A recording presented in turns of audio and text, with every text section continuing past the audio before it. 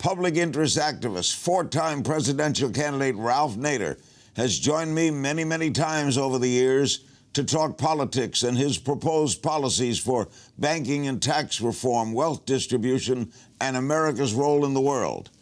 But with 2016 being unlike any political year we've ever seen, my recent conversation with Ralph also turned to the nomination process of the parties and the success of outsider candidates like Donald Trump and Bernie Sanders, and why the rhetoric from each seems to resonate so well with the electorate. Ralph's no stranger to presidential races.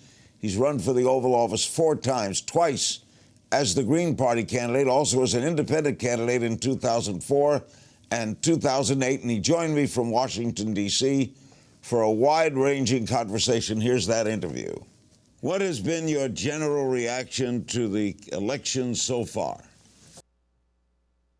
Well, I think, except for the Democratic side, the dialogue reached a new low week after week after week with these attacks by Trump and others countering Trump, not on so much policy, not on the future direction of the country and its impact on the war, but, you know, reacting to phrases like lying Ted and little Marco.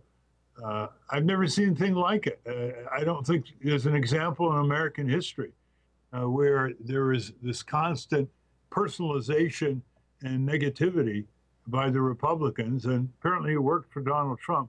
On the Democratic side, there should have been more debates.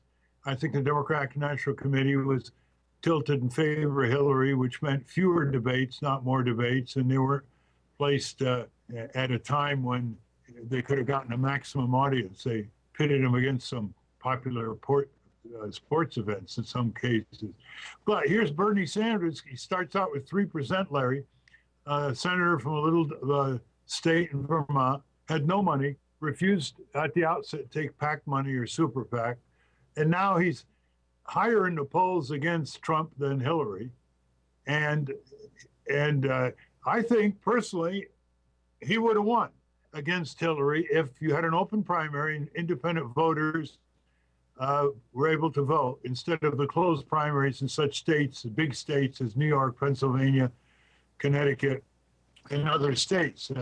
Every time there's an open primary, he's winning. West Virginia was an open primary.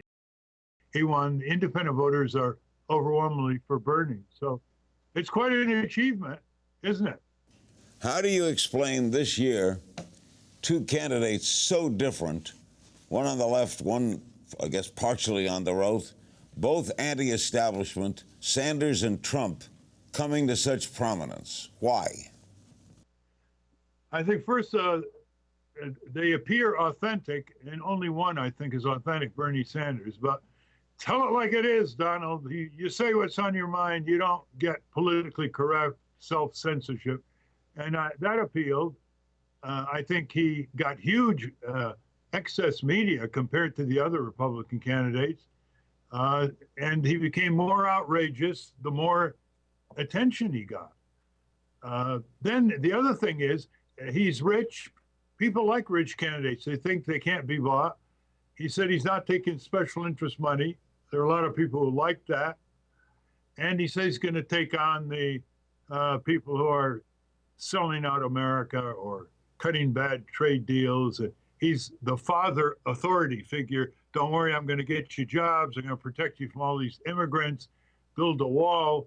So he assuaged people's anxieties who don't spend much time getting behind the screen of these politicians.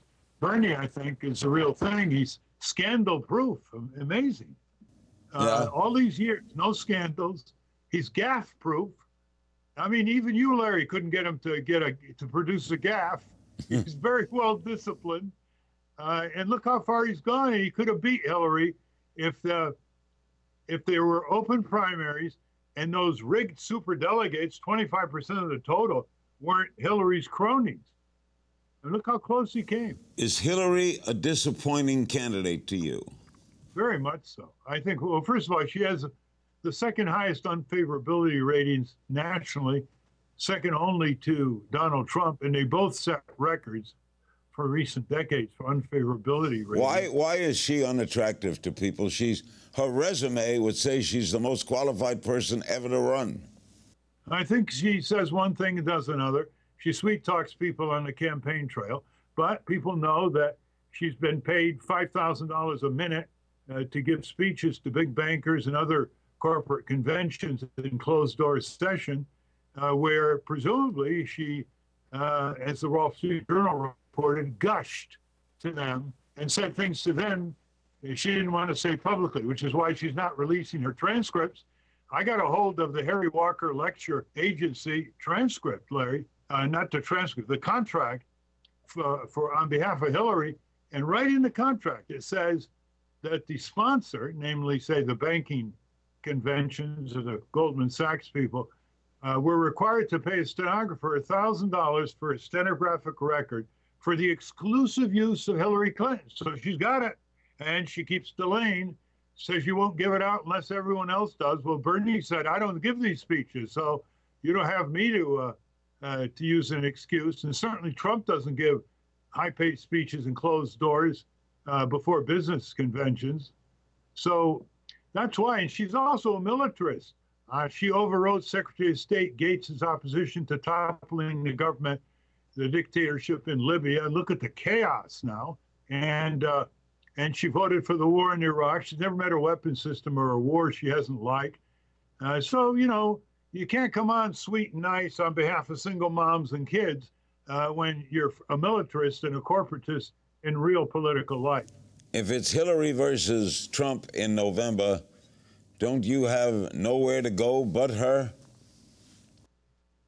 You always have somewhere to go. You can go Libertarian Party, Green Party, or write in a vote. And I believe in a vote of conscience, not a tactical vote. If millions of people voted their conscience, Larry, I think we have better politics. So you'll vote for neither?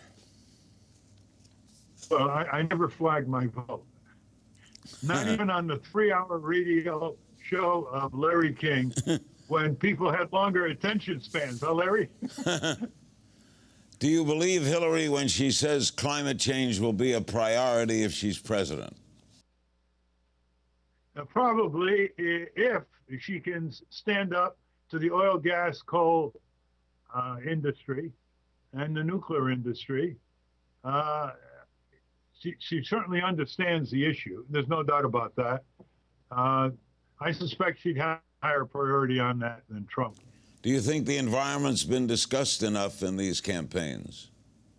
No, not enough, because part of the environment is occupational diseases in workplaces.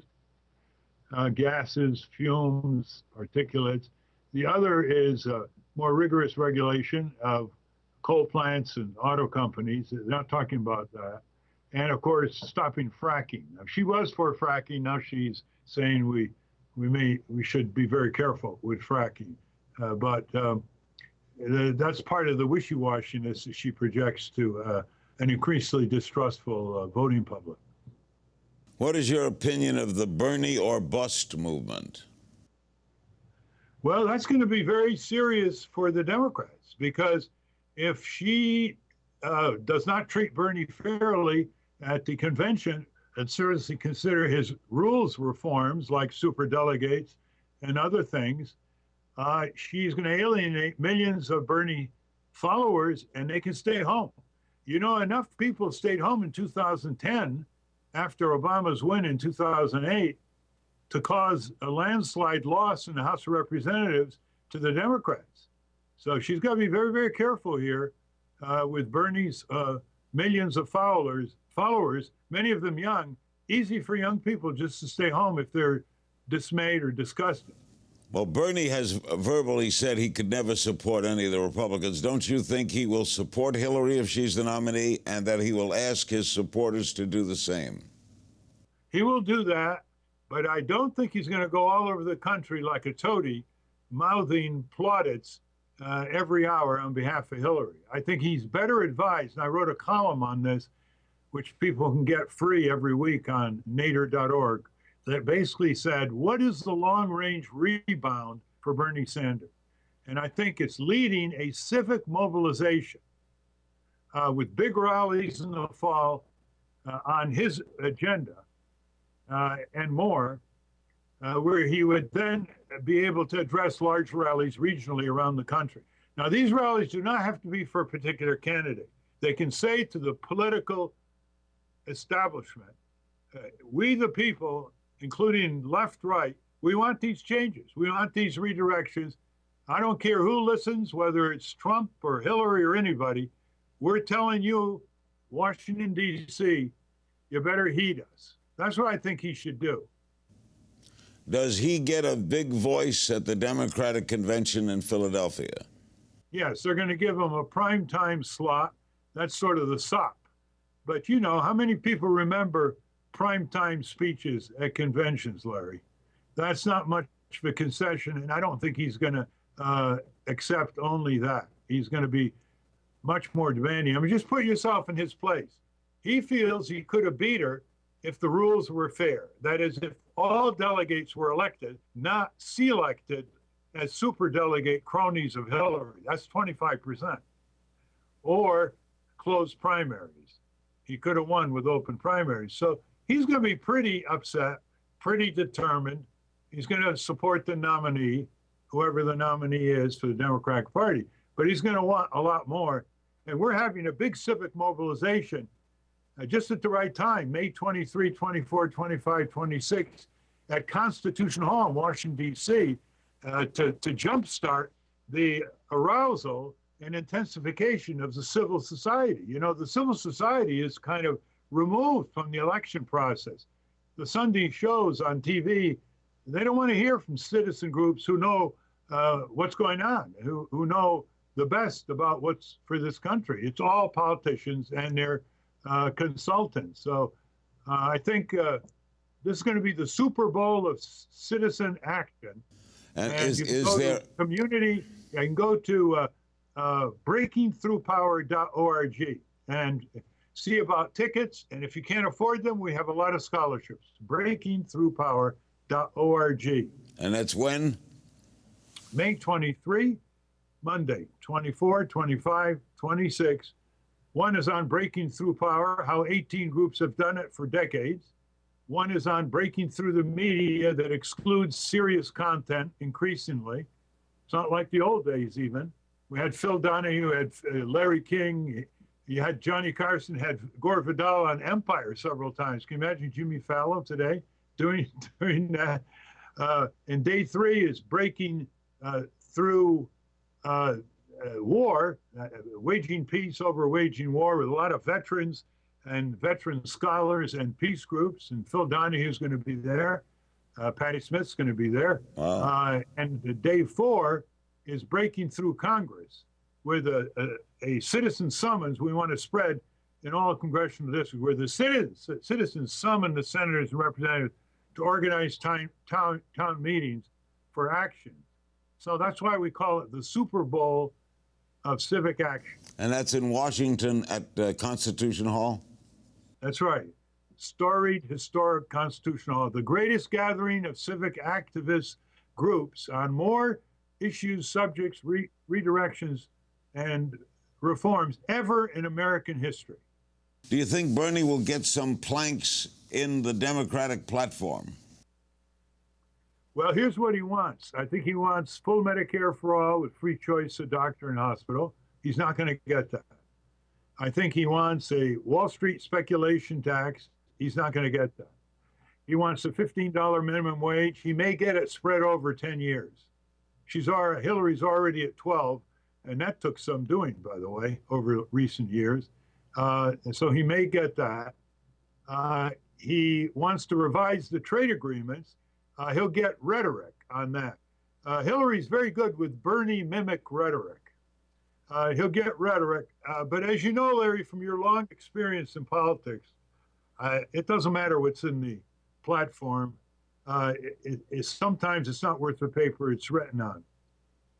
Is there a vice presidential candidate that Hillary could select that would make you vote for that ticket? No, because the president dominates everything. The vice president is at the service and orders of the president. But it would be smart if she nominated somebody like Sherwood Brown, the senator from Ohio. He's a progressive, and he's probably smacking his knees for not running. He didn't run because he didn't think he'd raise enough money. Now look what Bernie's done with a $27 average contribution. The problem with picking Brown is Kasich would then appoint a Republican senator. Well, that could be true. But as you know, Ohio is one of the two biggest swing states that the Democrats have to get, along with Florida.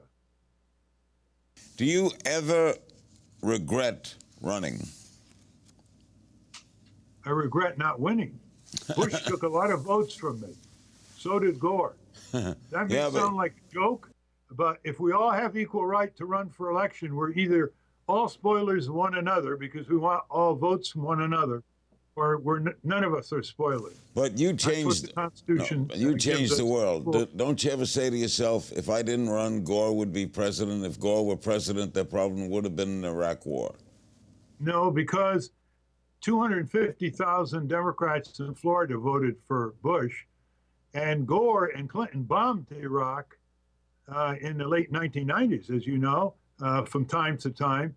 And they got a resolution through Congress saying it was the policy of the U.S. government to overthrow Saddam Hussein. Now, I wouldn't be so